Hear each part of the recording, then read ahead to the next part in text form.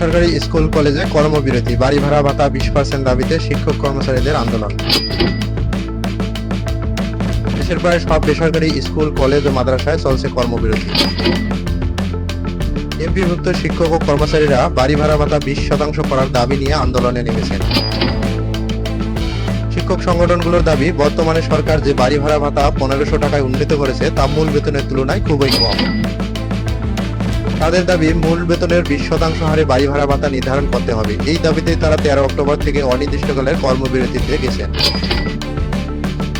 দেশের বিভিন্ন জেলায় ক্লাস কার্যক্রম বন্ধ রয়েছে, আর রাজধানীতে শিক্ষকরা অবস্থান করছেন শহীদ মিনার ও জাতীয় প্রেস ক্লাব এলাকায়।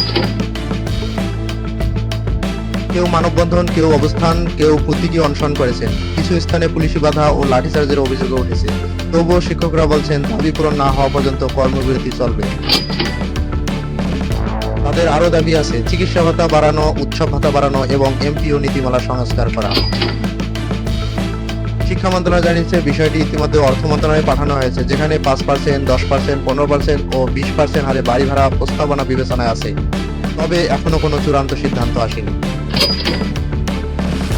বেসরকারি শিক্ষকরাই দেশের সবচেয়ে বড় শিক্ষা সেবাদাতা গোষ্ঠী। তাদের এই আন্দোলনের প্রভাব পড়েছে শিক্ষার্থীদের শিক্ষা জীবনেও। দেখা যাক সরকার কবে শিক্ষকদের এই দীর্ঘদিনের দাবি পূরণ করে। এই বিষয়ে আপনার মতামত কি?